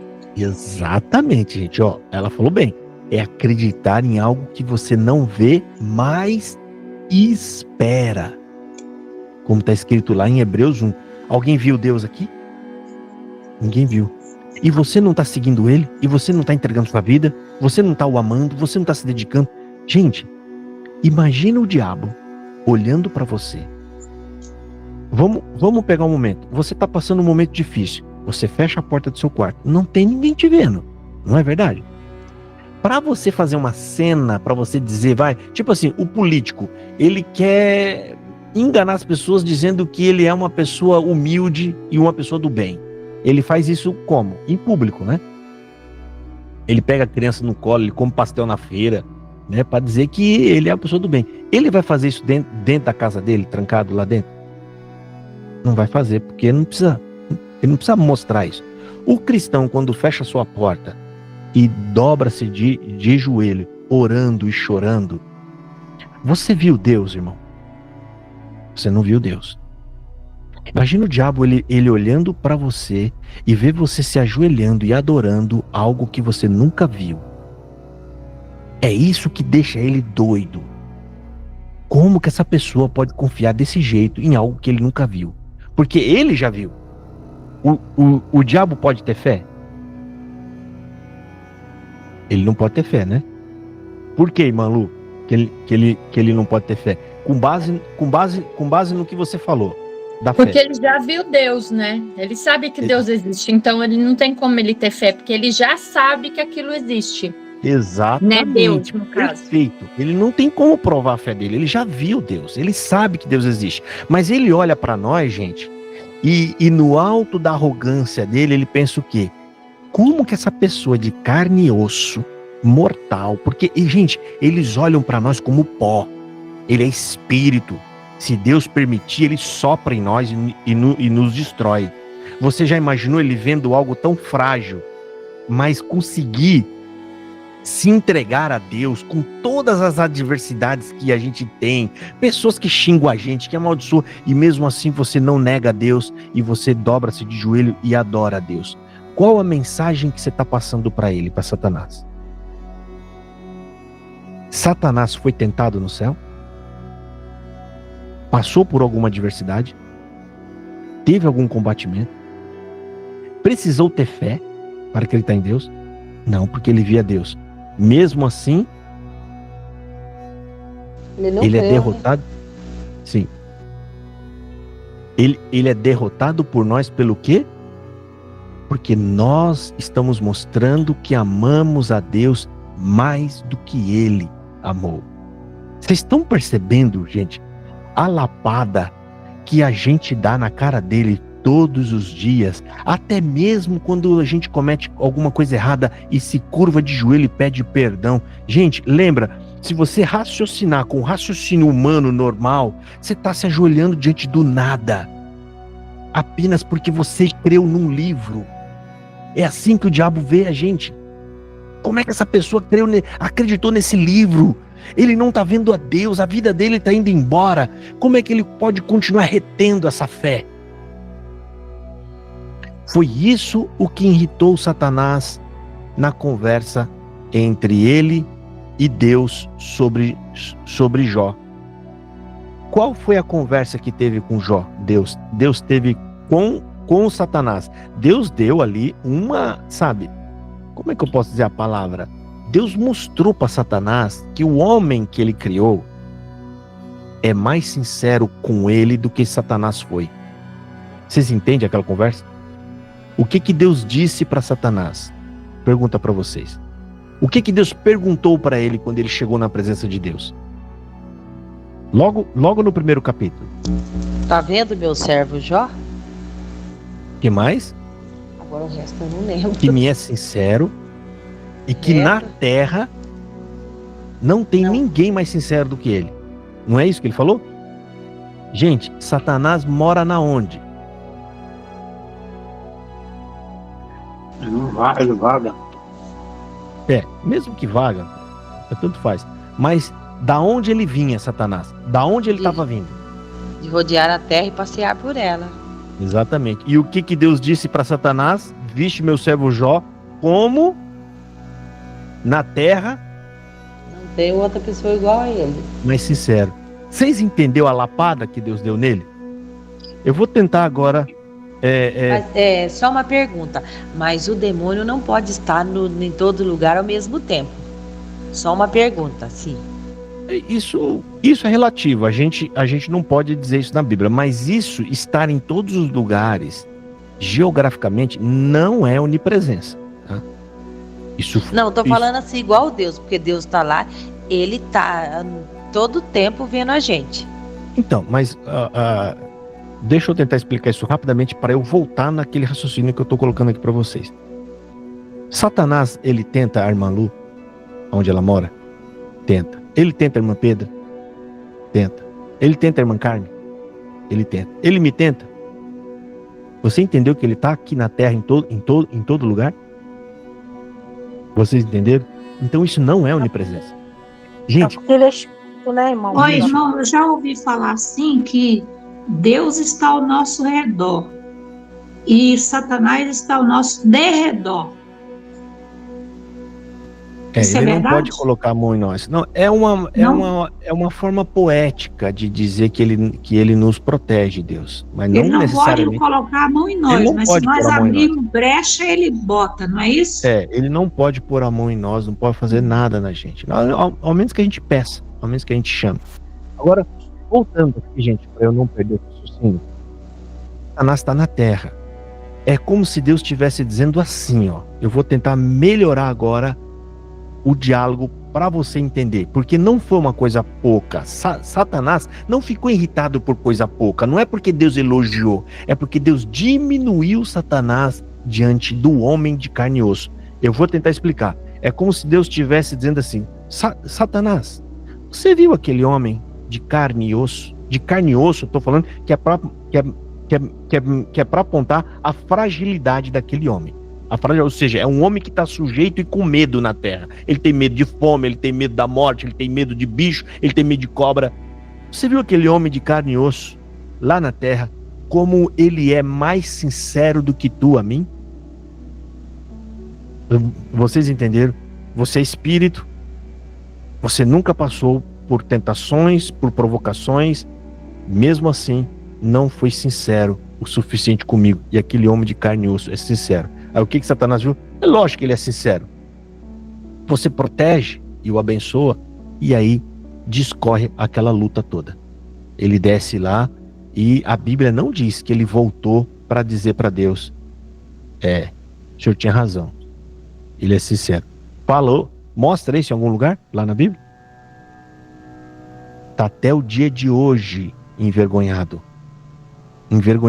E quando você, irmão, retém sua fé, nós estamos derrotando o diabo. É a fé, gente, que derrota. É a fé, não é a nossa sabedoria, não é a nossa, é a fé. A fé é o temor a Deus. A fé é o amor a Deus. Tá tudo dentro da fé. Amor, obediência, tá tudo dentro da fé. E quando você crer piamente que Deus é um ser vivo, que existe e que está governando a terra e que mandou o Filho morrer no seu lugar, essa é a fé. Ou seja, esse é o resultado prático do que é a fé. A fé é crer no invisível e no poder de Deus e sobre tudo isso, que ele nos amou. Isso é a fé, né? Agora, Mesmo porque se você tiver toda a sabedoria do mundo, toda a sabedoria terrena, e não tiver fé, você não não tem adianta Deus. nada. É exata. A frase está querendo dizer isso. E você não tem fé? Você não tem Deus. Então você não tem nada. É isso. Gente, tem Deus, tem tudo. Não tem Deus? Você pode ter tudo aqui na Terra, você não tem nada. Então, para envergonhar o Satanás, a gente não precisa de esperar 50 anos para ter um órgão dentro de casa, né? Ai, meu Deus, meu pai do céu. É uma bobagem, né? Você viu, gente? Estão presos no engano. É só você guardar a sua fé, temer a Deus. Outra parte que mostra mais sobre isso. Jesus, quando está quase indo embora, ele chama Pedro e dá um recado para Pedro. Vocês lembram desse recado? Ele fala: Pedro, Satanás pediu a Deus para te trilhar como um grão. Jesus disse para ele: eu falei para não. Eu mandei Deus te guardar. Ele falou isso? Mal. Não, né? O que ele falou? Vocês lembram?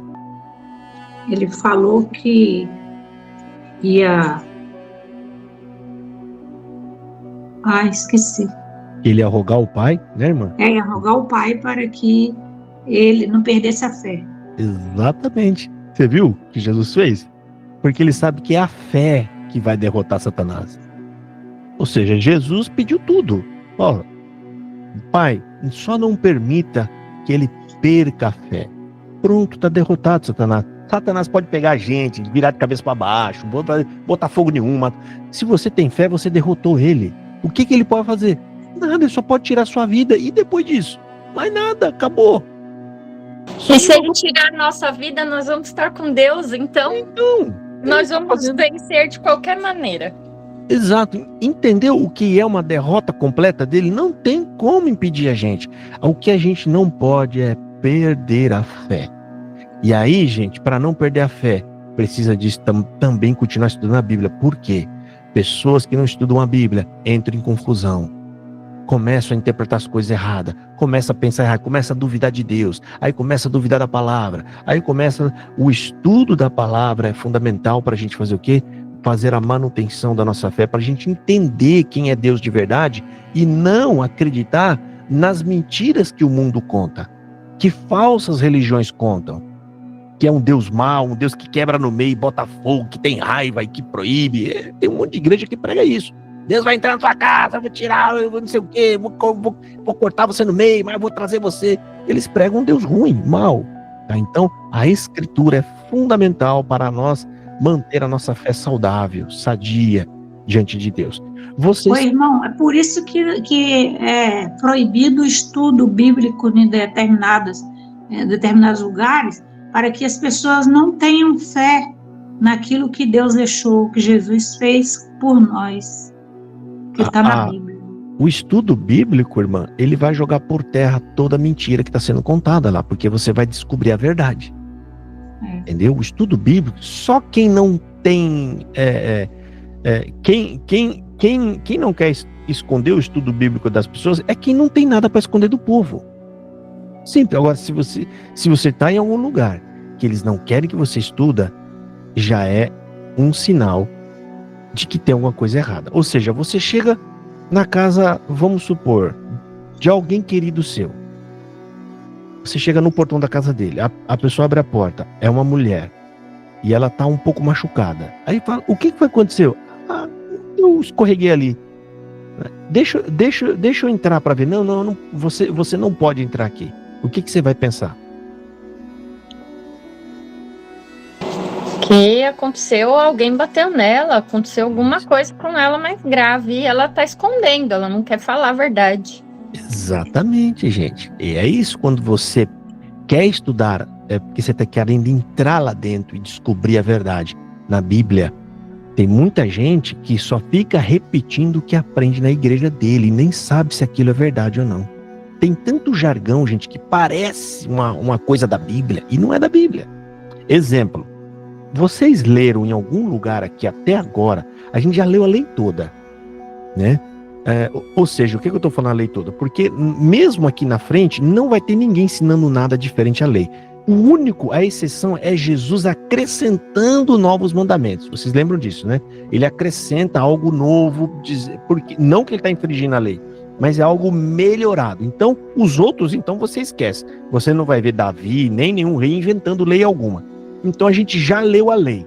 Vocês viram em algum lugar da lei dizendo assim: fique em paz, entrega na mão de Deus e só ora?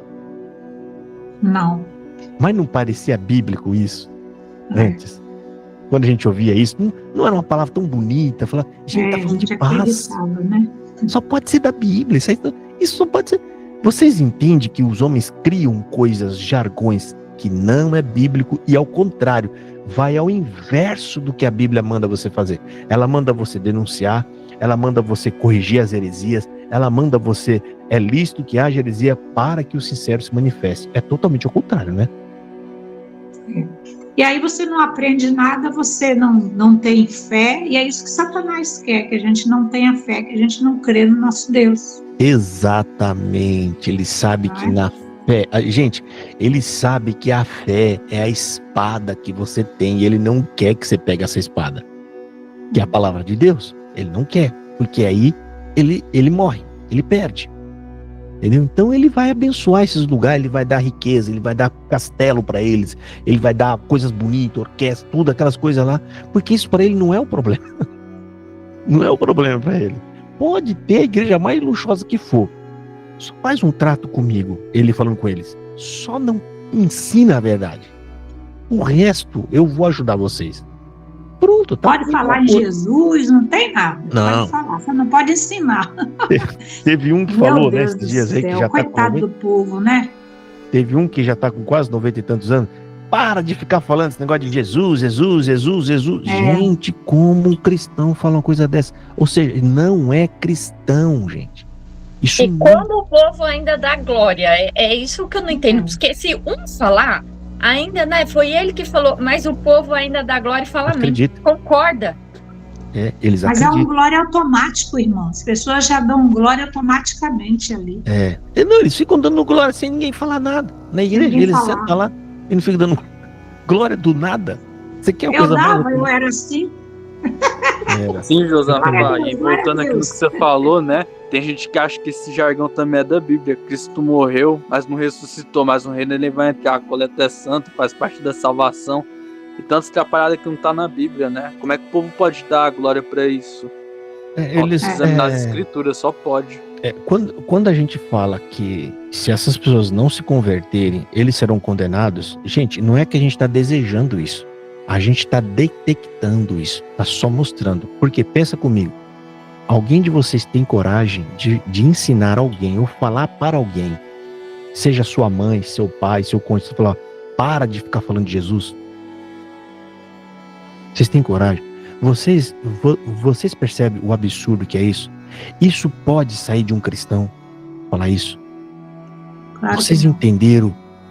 A gente que é convertido a Cristo, a gente se alegra quando alguém está falando de Jesus e a gente não quer mais parar de conversar com aquela pessoa.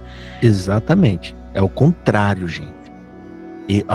Jesus nos alimenta porque nós o amamos. Jesus comparou as pessoas que o amam. Ele cria uma metáfora comparando o que, gente? Um casal que se ama. Olha a metáfora que ele cria. Noivo e noiva. E quando ele faz essa metáfora, ele está fazendo a metáfora de um casal de verdade, sabe? Aquele casal genuíno que a noiva fala, o noivo fala, ele tá doido para casar, mas ele tem uma missão para fazer ainda. Ele vai precisar viajar, não sabe quantos anos ele vai ficar fora. O que a noiva faz? A noiva fala, eu sou tua, vou te esperar, não importe quanto tempo leve a sua volta. E aí aquela senhora, aquela moça se tornou uma senhora de 85 anos. E o que ela faz? Todos os dias ela continua acordando, vai até o portãozinho e fica olhando para ver se o noivo vem vindo. E por que ela faz isso? O que ela tem no coração? Amor e esperança. Jesus criou essa metáfora, gente, para ensinar isso para nós. E em que momento ele ensina isso? O que ia acontecer com ele, gente? E acontece com ele logo no capítulo seguinte. Ele está indo embora. Vão matá-lo. Ele dá vários conselhos nessa linha. Como? Se vocês me amam, vocês vão me esperar. E eu vou voltar para vocês. Gente, isso aí é, sabe? Essa metáfora até me arrepio. É como o noivo que coloca a mão no rosto da noiva e beija na testa dela e fala. Ele não beijou na boca ainda. Ele não deu o selinho. Porque ele não falou assim: eu volto. Eu vou, mas eu volto. Ou seja, ele está saindo para fazer um trabalho difícil e para voltar com tudo que precisa para dar a ela a casa, uma casa, um servo. Ou seja, Jesus foi para ser coroado e falou: e eu volto como um rei. Você não vai casar com qualquer um, você vai casar com um rei. Gente, olha que promessa linda. Então, o que ele ensinou? Nós vamos aguardá-lo ainda que eu fique velhinho, no leito de morte. Eu vou estar ali esperando o meu Senhor voltar. Isso é fé, gente. É fé. Então, é inadmissível que um homem que diz que é cristão e manda parar de falar de Jesus e ojeriza a Bíblia e dizem que não pode estudar a Bíblia. Agora vocês percebem que não é exagero falar que é um espírito contrário que está agindo ali? Isso não é exagero, gente. Lembra, irmão, muitos desses homens vão ser condenados. Já estão com 90 anos, 92 anos, aquele povão todo. Porque não adianta ter cara de gente boazinha. Não adianta ter cara de senhora que não pinta cabelo, que não tem brinco, que não tem nada. Nada disso pode ser acrescentado para a salvação. Salvação é amar Jesus. Primeiro, entregar sua vida para Ele. E segundo, agarrar a promessa dele e falar: vou te esperar, Senhor. Não importa o tempo que leve para você voltar. Mas eles ainda ficam se questionando qual que é a promessa que Deus tem na minha vida. Eu não sei o que Deus prometeu para mim. Tem gente que fala isso. Mas eu não sei o que Deus prometeu para mim. Fala, meu Deus do céu. Então essa pessoa não sabe nada, não entendeu nada. Porque o que Deus prometeu para nós, que Ele vai voltar. É essa a promessa. Exatamente. Não é emprego, não é casa, não é nada. Isso é uma consequência da vida, né? Deus pode nos abençoar, mas a promessa é só uma. Gente, importante. Irmão, a gente pensa assim agora, né? Porque quando estava lá dentro, a gente era igualzinho, não era? Igualzinho, por isso que a gente igualzinho, né? Mas a gente, hoje, eu não consigo compreender isso. Porque não, é um negócio que a nossa promessa, gente, é o que a irmã Lu falou, a nossa promessa é Jesus. Deus prometeu dar Ele para nós, Ele é nosso. E Ele vai voltar para nos buscar. Então, não tem mais cristão que fica pensando nas coisas da vida, não ama Jesus, gente. Como é que você pode estar procurando as coisas dessa vida? Você não está esperando Jesus voltar? Né? É óbvio.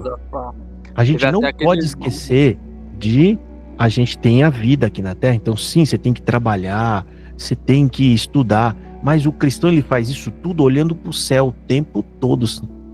Ele trabalha, ele estuda, ele cuida da família, olhando para o céu. Ou seja, aquela senhora olhando para a porteira, esperando o noivo dela voltar montado num cavalo. É isso que ela faz. Um cristão faz isso. Mas tem gente que... Pior que a gente lá dentro daquele lugar, a gente tem até vergonha de falar em Jesus. Lembra daquele rapazinho? Sim. Que falava Jesus, Jesus, Jesus toda hora? Que foi no seu canal e falou, e era verdade, a gente tinha vergonha de falar em Jesus. Chega uma pessoa da paz do Senhor Jesus, não, irmão, não é isso, não, é a paz de Deus. Eu mesmo já fiz isso, misericórdia. Lá na CCB, eu me lembro, quando alguém falava muito de Jesus, a gente já olhava esquisito, falava, esse veio da seita. Isso aí. Ele veio da seita, esse veio de fora. Irmãos, eu acho que o tempo já avançou um pouquinho. Deixa eu ver aqui. Não, vamos ler o capítulo 4, vai? É o 4 agora, né? Alguém mais quer falar alguma coisa? Pra gente não poder alongar muito, gente, tá? É o capítulo 4. Está muito bom. Tá bom, né, irmã? Irmão Melquisedeque, pode falar. Só uma coisa, Josafá, aqui, voltando nesse assunto para terminar, né? Que as irmãs falou, que teve uns aí que falou como você pode falar de Jesus, eu até achei um absurdo, mano. Naquela live, aquele tal de Rogério Amos, que eu falo, não, você só fala de Deus, você não fala de Jesus. Mas não é Jesus, primeiramente, pra gente poder, né, ter esse acesso? Jesus, como é que gente, tá no engano. só cuidado para falar nome de pessoas. Isso aqui tá sendo gravado, tá? E vai ficar registrado para sempre lá. Jesus já falou sobre isso. Deus diz para ele, aquele que tem meu filho, ou seja, Deus ele saiu e falou assim, ó, você quer me ter? Quem tem meu filho me tem. Quem não tem meu filho não me tem. Ponto final. Está escrito isso na palavra, ou seja, quem confessa o filho tem o pai. Quem não confessa o filho não tem o pai. Tá? Então Deus colocou o filho na frente dele. Ou seja, em resumo, Deus está falando, você só chega em mim se vier com meu filho junto. Se vier com meu filho junto. Se meu filho não vier com você, você não vem a mim. Pronto, acabou. Então, receba-o. Quem recebe o filho, está recebendo a Deus, ele falou, né? E ponto final. Então, gente, isso é inadmissível. Foi essa uma das coisas que me deixou muito irritado e que eu não consegui mais ficar lá, né? Eu vim embora porque eu li a Bíblia, eu chorava, eu me emocionava lendo a Bíblia, eu estudava a Bíblia, e quando eu voltava do culto, eu voltava derrubado. Eu falei, meu Deus, era para um lugar me deixar mais alto ainda do que eu estava, né? Era para aumentar mais minha fé, né? Porque a gente vai na igreja, o que você quer, irmão? Você quer cantar de olho fechado, às vezes até erra a letra, mas você tá tão emocionado, você quer fechar o olho, você quer levantar a mão, quer cantar com a mão levantada para o céu, você quer adorar, aí chega na hora da oração, ainda que não seja você orando, mas ora um irmão, mas ele louva a Deus por Jesus, por Deus ter mandado Jesus, por Jesus ter morrido por nós na cruz, fala, isso mesmo, Senhor, glória a Deus. Aí chega na hora da pregação, aquela pregação ensinando a gente a permanecer na fé, a esperar Jesus. É isso que você quer na igreja, e voltar para casa, né, com mais amor por Jesus e mais fé aguardando ele voltar. Mas não, você sai de lá ao contrário, você sai de derrubado do lugar, derrubado, aquela profetada o tempo inteiro, né, o povo pedindo coisas, material. Então não tem como frequentar um ambiente desse jeito. Irmãos, vamos ouvir então capítulo 4 para não ficar muita coisa, porque na próxima aula a gente Só vai... um minutinho aí, irmão Josafá. Pior que a gente fica com o ouvido tão tapado que eles falam lá em cima, terminou tudo aquilo ali, alguém pergunta o que foi, como foi a palavra, você não lembra, não sabe como foi. Ainda tem essa aí. Eles falam tanto assunto diferente, né? Um do Tanta outro. coisa diferente que a gente endoida assim a cabeça da gente e não guarda nada, não. Não só eu, não, muita gente. Lá a pregação não tem começo, não tem meio, não tem... não sabe quando vai acabar, quando não vai, você não entende nada. Bom, pessoal, vamos lá, capítulo 4. Vamos seguir aqui. 4. O rei Salomão reinou sobre todo Israel. Eram estes os seus homens principais: Azarias, filho de Zadok, o principal. Elioref e Aías, filhos de Cisa, eram secretários. Josafá, filho de Ailude, era o cronista. Benaia, filho de Joiada, era comandante do exército. Zadok e Abiatar eram sacerdotes. Azarias, filho de Natã, era intendente-chefe. Zabude, filho de Natã, ministro amigo do rei. Aizar, mordomo.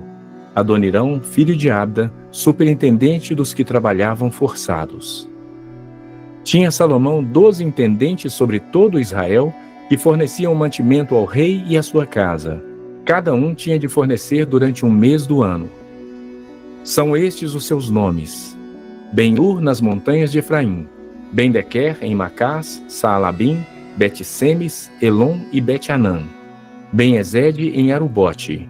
A este pertencia também Socó e toda a terra de Éfer. Ben-Abinadab tinha toda a cordilheira de Dor. Tafate, filha de Salomão, era sua mulher. Baaná, filho de Ailude, tinha a Taanaque e a Megido, e a toda Bet-Sean, que está junto a Zaretã, abaixo de Jezreel, desde Bet-Sean até Abel-Meolá, até além de Jocmeão. Ben-Geber em Ramote-Gileade.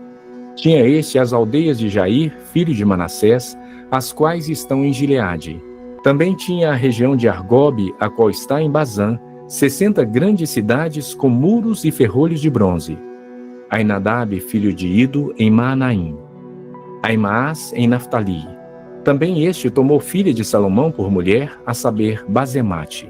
Baaná, filho de Uzai, em Azer e Bealote. Josafá, filho de Parua, em Issacar. Simei, filho de Elá, em Benjamim. Geber, filho de Uri, na terra de Gileade, a terra de Seom, rei dos amorreus, e de Og, rei de Bazã. E havia só um intendente nessa terra. Eram, pois, os de Judá e Israel muitos, numerosos como a areia que está ao pé do mar. Comiam, bebiam e se alegravam. Dominava Salomão sobre todos os reinos, desde o Eufrates até a terra dos filisteus e até a fronteira do Egito, os quais pagavam tributo e serviram a Salomão todos os dias da sua vida. Era, pois, o provimento diário de Salomão 30 coros de flor de farinha e 60 coros de farinha, 10 bois cevados, 20 bois de pasto e 100 carneiros, afora os veados, as gazelas, os corços e aves cevadas. Porque dominava sobre toda a região e sobre todos os reis daquém do Eufrates, desde Tífisa até Gaza, e tinha paz por todo o derredor. Judá e Israel habitavam confiados, cada um debaixo da sua videira e debaixo da sua figueira, desde Dan até Berseba, todos os dias de Salomão. Tinha também Salomão 40.000 cavalos em estrebarias para os seus carros e 12.000 cavaleiros. Forneciam, pois, os intendentes provisões, cada um no seu mês, ao rei Salomão e a todos quantos lhe chegavam à mesa. Coisa nenhuma deixavam faltar. Também levavam cevada e a palha para os cavalos e os jinetes, para o lugar onde estivesse o rei, segundo lhes fora prescrito. Deu também Deus a Salomão sabedoria, grandíssimo entendimento e larga inteligência, como a areia que está na praia do mar. Era a sabedoria de Salomão maior do que a de todos os do Oriente e do que toda a sabedoria dos egípcios. Era mais sábio do que todos os homens, mais sábio do que Etã, israelita, do que Emã, Calcol e Darda, filhos de Maol. E correu a sua fama por todas as nações em redor. Compôs 3.000 provérbios, e foram seus cânticos 1.005. Discorreu sobre todas as plantas, desde o cedro que está no Líbano até o hisopo que brota do muro. Também falou dos animais e das aves, dos répteis e dos peixes. De todos os povos vinha gente a ouvir a sabedoria de Salomão, e também enviados de todos os reis da terra que tinham ouvido da sua sabedoria. Gente, então vocês estão vendo aí, o homem muito sábio, ele falava sobre tudo quanto é assunto, né? Ele tinha entendimento, gente, para conhecer as coisas. Ele via e sabia discernir muito bem sobre o que via.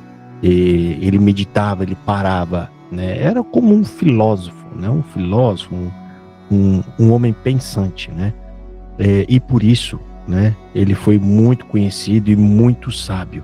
Mas como a gente já falou, tem que fazer a divisão do que é o temor de Deus, que é amar a Deus, tá? De sabedoria, né? A sabedoria em si, que é conhecimento humano, não vai gerar em nós temor por Deus, ou seja, não vai gerar em nós amor. A gente não pode conquistar amor através de sabedoria, tá? O amor vem pela fé, quando você crê. Quando você crê e você entende a vontade de Deus, aí ninguém consegue explicar. O amor vai brotando dentro do nosso coração, o amor por Ele, né? O Evangelho é a forma mais, como é que fala? Mais eficaz de despertar o amor no coração de alguém. Ou seja, a história do Evangelho, gente, não tem como não mexer no nosso coração. Agora a gente sabe tudo que a gente fez, tudo que a gente merecia, né? Quem foi que se despojou de sua glória, sendo uma pessoa pura de coração, limpa de mão, né? Que não merecia nada disso. Ou seja, a própria história do Evangelho mexe com o nosso coração. E aí quem endurece é porque não presta mesmo. camarada do evangelho não crê, é só por Deus, viu, gente? É difícil. Bom, irmãos, vamos encerrar? Vamos. E eu vou pedir aí, para quem quiser, o pessoal do fundão da classe aí, alguém quer orar? Então, a irmã Lu vai orar por nós. Vamos orar em nome do Senhor Jesus. Oremos, irmãos. Senhor, nosso Deus amado e querido, te agradecemos por ter enviado seu Filho Jesus Cristo, Senhor. E mais de tudo, Senhor, que te agradecemos é pela nossa fé, a nossa porção de fé diária, Deus.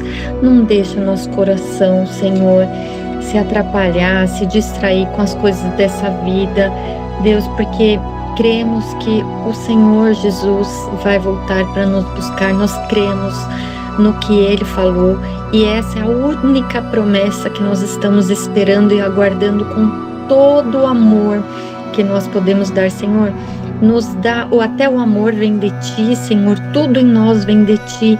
Te agradecemos por tudo, Jesus. Te agradecemos por esse estudo, por toda a classe que está aqui. Te agradecemos por nosso querido irmão Josafá, que se dispõe a estar aqui conosco, nos ensinando, Senhor. Em tudo te agradecemos e te pedimos, Deus, não deixa esse amor no nosso coração esfriar, Jesus, não deixa, porque nós queremos cada vez mais estar segurando na sua mão, agarrados contigo, Senhor, porque queremos chegar aí um dia e olhar nos teus olhos. Em nome de Jesus eu faço essa oração. Senhor, derrama as bênçãos em todas as famílias aqui representadas, para que nós possamos, Deus, continuar firmes nesta promessa. Em nome de Jesus, amém. Amém. Glória a Deus. Amém. Amém. Amém, Senhor. E quando nós formos orar,